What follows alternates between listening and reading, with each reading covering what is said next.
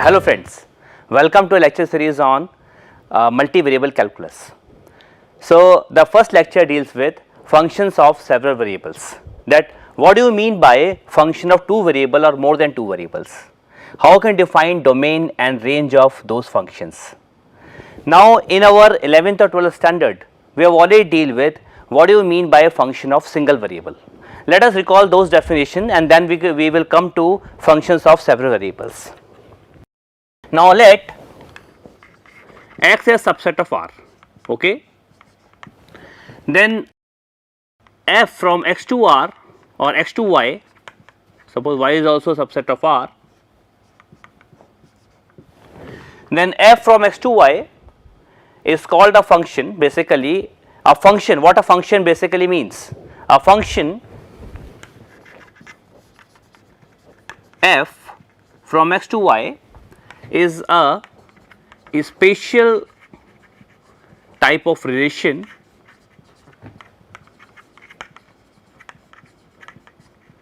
in which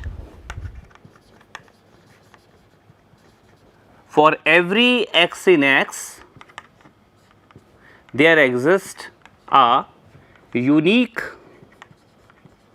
image y in y by some rule, say y is equals to f x. So, basically what do you mean by function of single variable? It means it is a special type of relation in which you take any x, any element x in x, there will always exist a unique image y in y by some rule, say y equal to f x. So, you have basically this is suppose x and say this is suppose some y, this is a function from x to y. We have several elements, small x in capital X, some elements in x, and there will always exist some y in y such that y equal to f x, okay. Now, this x where function is defined, okay, this we call as domain of the function, okay, this x is called domain of the function. So, x is all those x belongs to R where f x is defined, this we call as domain of f, okay. Now, what do you mean by range of f? Now what do you mean by function is defined? In simple speaking, we say that function is defined if it is not a complex number and the denominator should not equal to 0, okay. Then we say that a function is defined and all those x where function is defined we call that set as domain of the function. Now, the image of the domain of the function on y, that set is called range of the function. So, how we can define range of the function? So, range of f is simply all those y belongs to y such that y is equals to f x and x belongs to capital X. Collection of all those y such that y equal to f x and x belongs to capital X is called range of the function, and it is quite natural that this range of the function is always a subset of capital Y, okay. If it is a proper subset of capital Y, we call such function as into function, okay. If range of f is proper subset of y, then this is called, f is called into mapping or into function, okay, into function. And if range of f is equal to y, okay, then f is called onto mapping or onto function. We have also defined one to one mapping or one to one function or many to one function. How can you define that? If you take any two distinct x in x and the image concerned to that distinct x are also distinct. For every pair, for every distinct pair x1 and x2 in capital X, we say that the mapping is 1 to 1. So, how can you define 1 to 1 mapping? 1 to 1 means f is said to be 1 to 1 function or mapping if for every x1 x2 in x, x1 not equal to x2 implies fx1 not equal to fx2. That means for any two distinct pair in capital X, the corresponding image in y are also different. So, such mappings are called 1 to 1 mapping, and if there exists a distinct pair in capital X such that the image corresponding to those distinct pair is same, then that mapping is called many to one mapping. So, f is called many to one mapping, many one mapping or many one function if there exist x1 x2 in x such that x1 not equal to x2 implies fx1 is equals to fx2. So, such mappings are called many to one mapping. So, this all this we have already studied in our 10+2 standard, that what are many to one mapping, what are 1 to 1 mapping when a function is said to be into and onto. Okay. Now, suppose we have this single variable function fx is equals to a simple example, say under root of say x square minus 1. Okay. Now, I want to find out the domain and range of this function. Okay. So, this function will not be a complex number if x square minus 1 is greater than equal to 0. So, this quantity should be greater than equal to 0, then this function will not be a complex number. So, that is how we can define domain of a function. So, this implies x minus 1 and x plus 1 should be greater than equal to 0. So, if you take this is minus 1 and plus 1, okay. This is 0 when x is minus 1 and this is 0 when x is plus 1. You take any point in between, say x equal to 0. When you put x equal to 0 here, it is minus 1. When you put x equal to 0 here, it is plus 1. Plus 1 into minus 1 is not greater than equal to 0. So, shade will not be in between minus 1 to plus 1.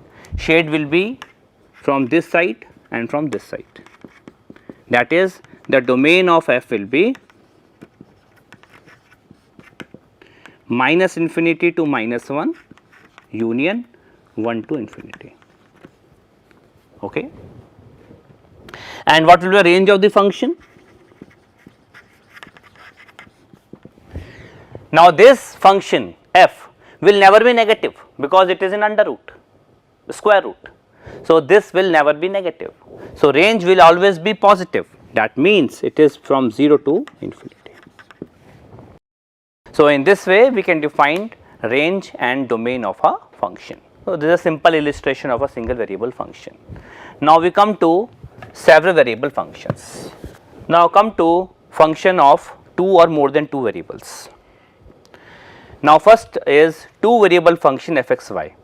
So, let x as subset of R and y as subset of R. If for every xy belongs to x cross y, there exists a unique real number z according to some rule fxy, then fxy is called real valued function of 2 variables x and y. Okay. Now, instead of one variable we are having 2 variables x and y. Okay. The same definition we extend to 2 variable functions. That means, if for every xy in x cross y there exists a unique image z according to some rule, say z equals to fxy, then we say that it is a function of 2 variable x and y. Now, here we are involving 2 variables, 2 input variables, and those input variables are called independent variable, and z, which is a function of x and y, which is equal to fxy, that z is called dependent variable. So, basically if we have this function, say z equals to fxy, So, these input variables, these are also called input variables, okay, or independent variables.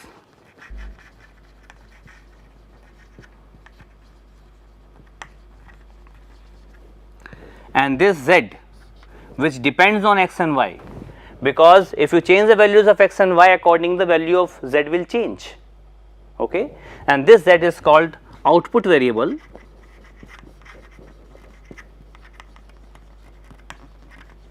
or dependent variable.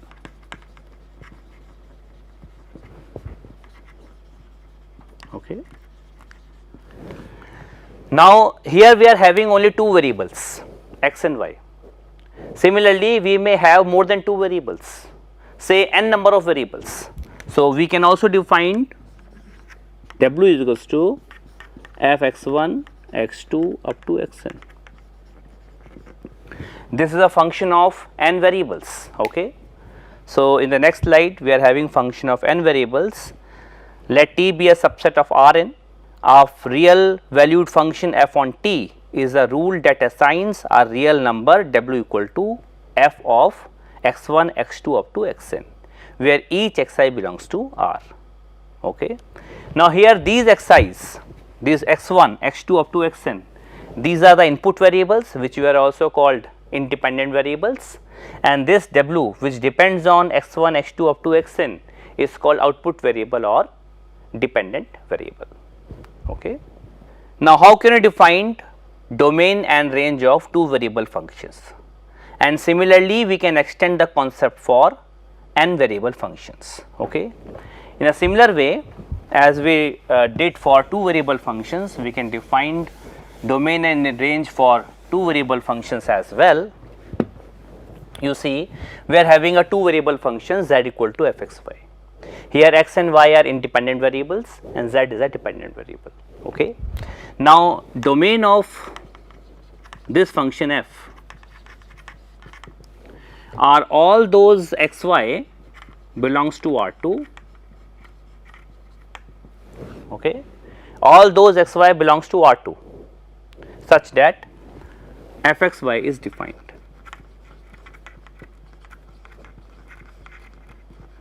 Collection of all those x y in x y plane basically, where f x y is defined, we call that set as a domain of the function f. Now, the range of the function f, range of f are all those z belongs to R such that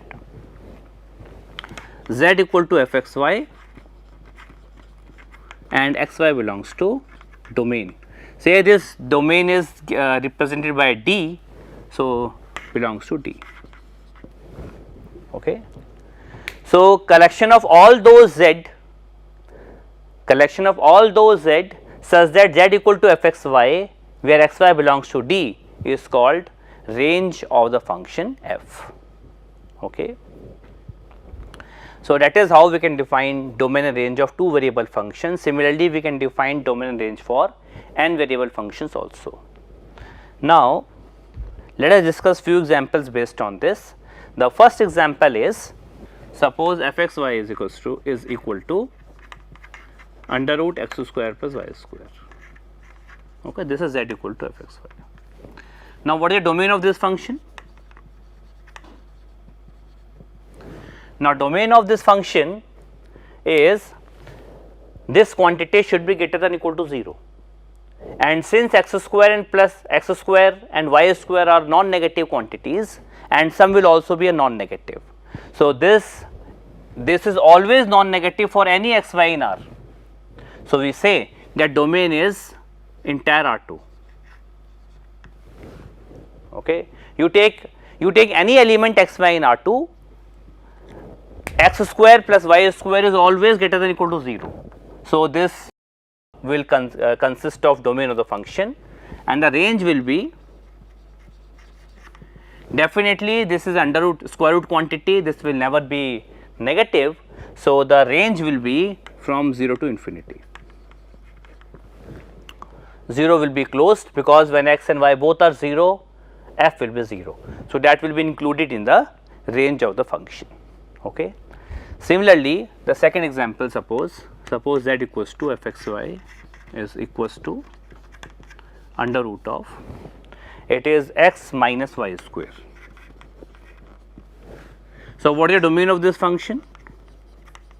Domain will be x minus y whole square. All those x y in R2 such that x minus y square is non-negative will consist of domain of this function f, and range will be of course 0 to infinity. It will never be negative. Okay. Now, come to 3 variable function. Suppose function is w is equals to f x y z is equals to 1 upon x square plus y square plus z square. Now, for this problem, of course, denominator should not equal to 0. For domain of this f, x square plus y square plus z square should not equal to 0. So, because if denominator is 0, this function will not define. So, we say that the domain of the function are all those x, y, z such that the denominator is not equal to 0, and this is 0 only when x, y, z all are 0. So, this implies x, y, z should not equal to 0, 0, 0, and therefore domain are all those R3. R3 means collection of x, y, z, okay, excluding origin will be the domain of f. And what will be range of f? Range of f will be, now this quantity will never be 0, because it will be 0 only when this tends to infinity. Okay. So, this is never be 0, so it will be 0 to infinity, open interval 0 to infinity, and it is always positive because denominator is always positive. So, it is from 0 to infinity. Okay. Now, the next example is to find domain and range is w is equals to y z log x. Now, we know that if we have a function y equal to log x, say, so this log x is defined when x is greater than 0. Okay. So, this y and z there is no problem, because this is a multiplication of two simple variables y into z. Now, this log x is defined only when x is greater than 0. So, this will give half region or half space, we can say, when x is greater than 0. This is basically half space, we should say half space, because it is in all x, y, z where x is greater than 0. So, this means half space. Okay. And the range will be, now this y, z, x may be anything, y, z may be anything. So, it is from minus infinity to plus infinity. So, this will be the range of this function. So, these are few illustrations that how can we find domain and range of several variable functions. Now, come to few more definitions. Now, first is interior point. Now, a point x naught y naught in the region S in the xy plane is called an interior point of S if there exists a disk centered at x naught y naught that lies entirely in S. Now, what does it mean? Let us discuss by an example. Now, consider this region S, all those x y in R2 such that x square plus y square is less than. So, what this region is? So, this is x axis and this is y axis, and this is a basically unit circle, a region inside unit circle. Okay. So, this is 1. So, this is basically the circle. So, this is all those points which lies inside this circle is in S. Okay. So, S is all those xy which are inside this circle.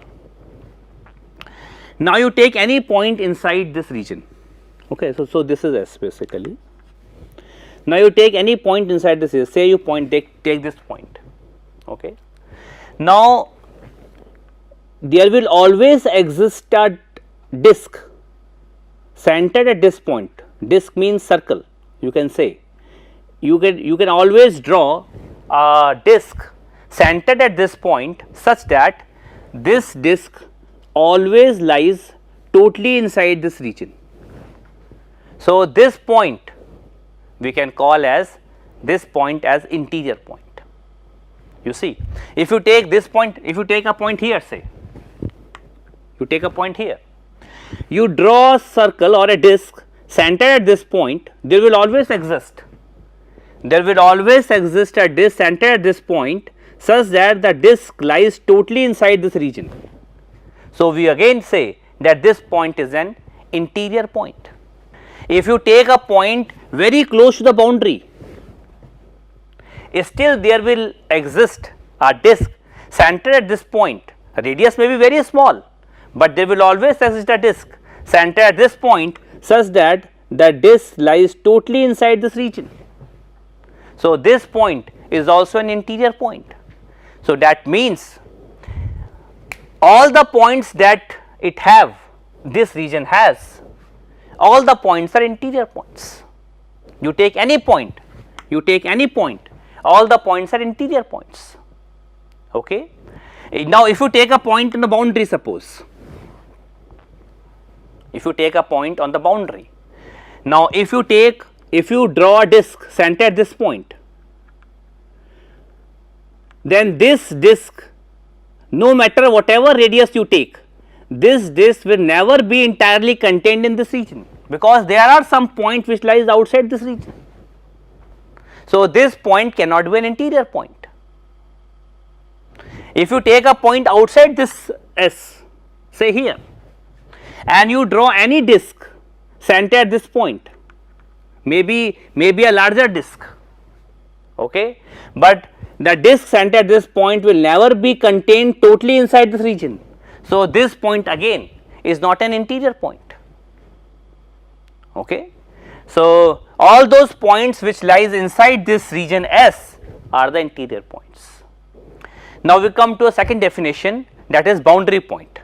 Now, a point x naught y naught in the region S in the xy plane is called a boundary point if every disk centered at x naught y naught contains points that lie outside of S as well as point that lie in S. Now, let us discuss this by an example, again by an example. Suppose instead of this you are having now this region, okay. That means boundary of a unit circle. So, what does it mean?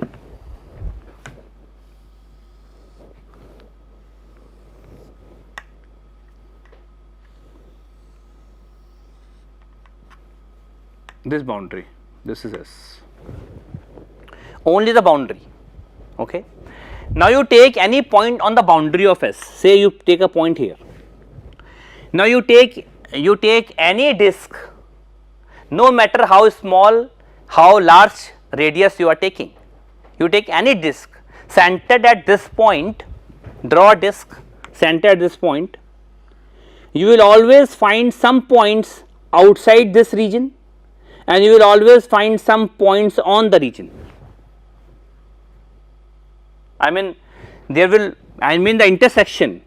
The intersection of this disk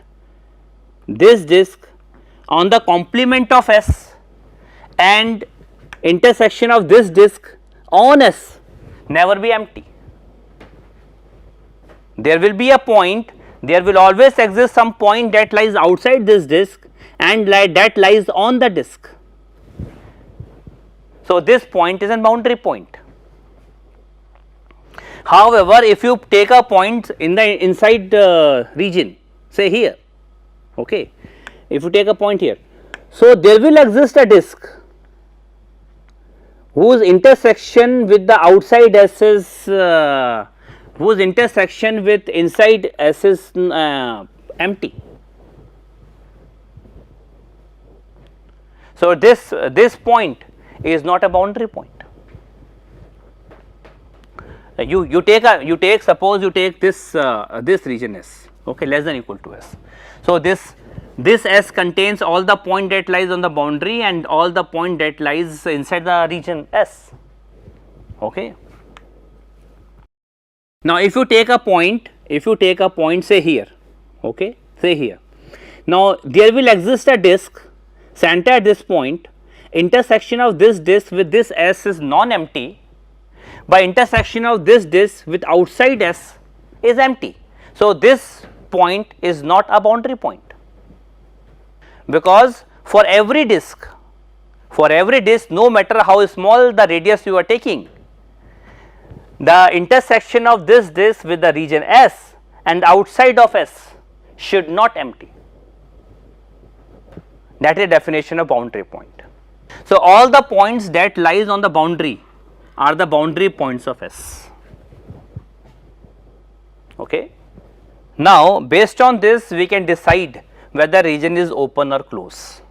How can we do that? How can we say this? Let us see.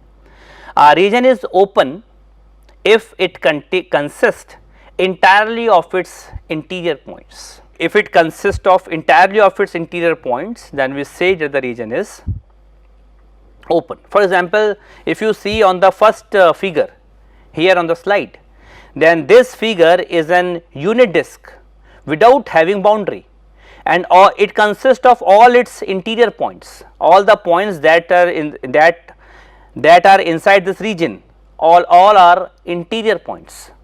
So, this region we can say as an open region. Now, region is closed if it contain all its boundary points. You see, if you take a third example here, this contain boundary points as well as interior points. It contain all its boundary points. You see, the boundary is included and it contain all its boundary points. So, this region is closed. So, in this way we can say that whether region in R2 plane, I mean in xy plane, whether it is open or whether it is closed. If it consists entirely of its interior points, we say the region is open, and if it contain all its boundary points, we call its closed region. Now, there may be a region which is neither open nor closed. For example, if you focus on the first figure, okay, and in this figure you include only those boundary points that lies on the upper half of the circle, okay. That means you are talking on only this region. This is S, and on the boundary only these points are included.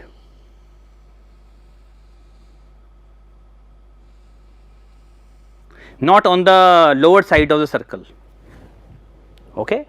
On the boundary only these points are included. Now, it does not contain all its interior points, because these are also interior points, but it is not this set does not contain those points, it is not closed, and these are interior points. So, it is not open also, because if it is open, then it consists entirely of its interior points. So, there may be some regions which are neither open nor closed, there may be regions which are open, and there may be regions which are only closed. Now, a region may be bounded or unbounded also. How can you decide that?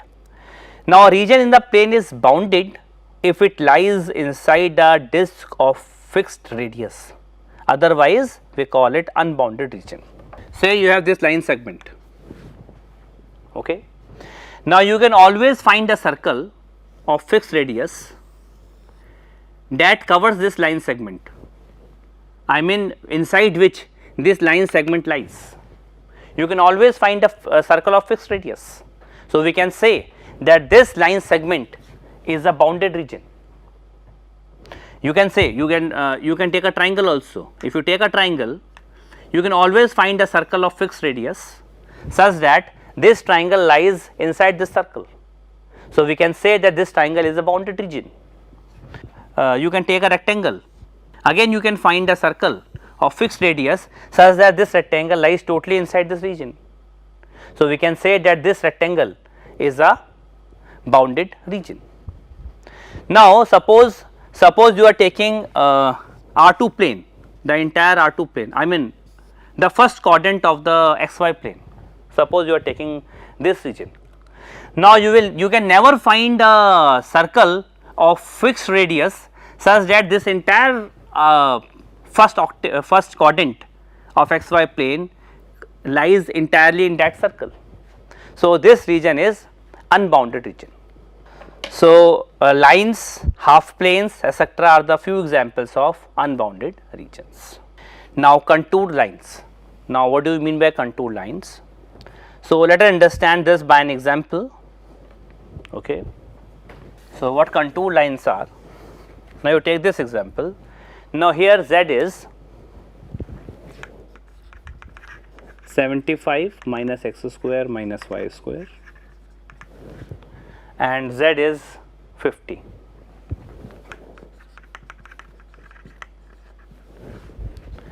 Now, if you try to draw this figure, so this is x, y and z. Now, when x, y both are 0, so z will be 75. So, when x, y both are 0, z will be 75 here. Okay. For any other values of x and y, z will always be less than 75, because this is positive, x square is positive, y square is positive, negative signs are here. So, for any other values of x and y, z is always less than 75. So, it is a paraboloid of something like this. Okay. Now, we have a plane z equal to 50. We have a plane, it is 75, it is 0, 0, 75. Here suppose we have z equal to 50. Now, z equal to 50 is a plane, is a plane in the xy plane where x and y may be anything, but z is always 50. Okay. So, it gives a plane of this type, it is z equal to 50. Now, when z equal to 50, when you substitute z equal to 50 here, so it is 50 is equals to 75 minus x square minus y square. So, this implies x square plus y square is equals to 25. So, it gives a circle basically x square plus y square equal to 25. Now, at z equal to 50, if you draw a circle of radius 5 and center origin, if you draw a circle of radius of this type, radius 5 and center origin. So, this circle is basically this curve, basically we can say this curve is called contour lines.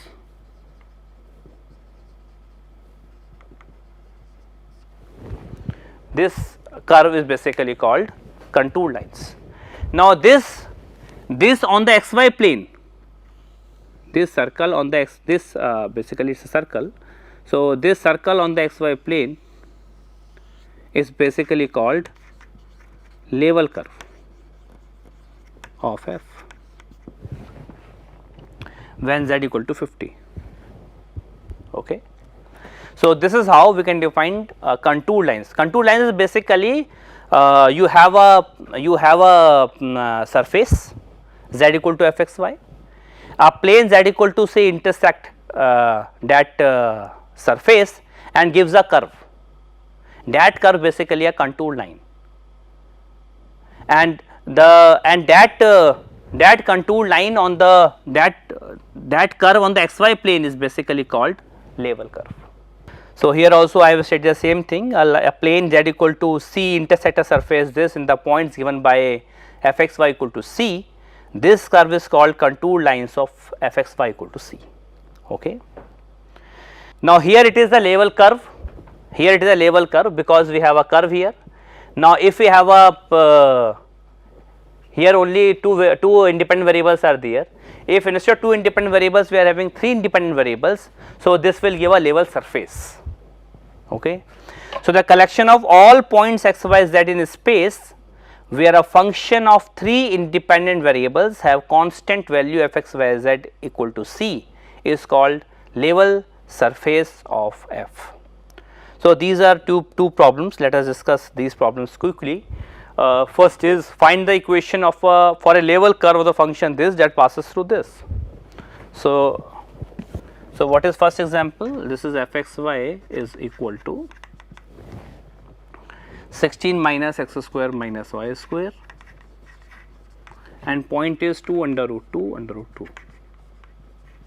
Now, when you substitute under root 2 under root 2 and 2 under root 2 under root 2 and under 2 here, so we will obtain it is 16 minus it is 8 minus 2, that is 10, that is 6, sorry, okay, that is 6.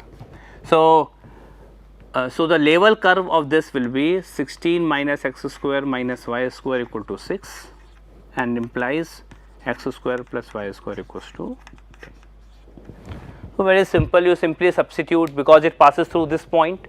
It passes through this point means this is equal to 6, and when you substitute equal to 6 here, so this will give a level curve of f at this point.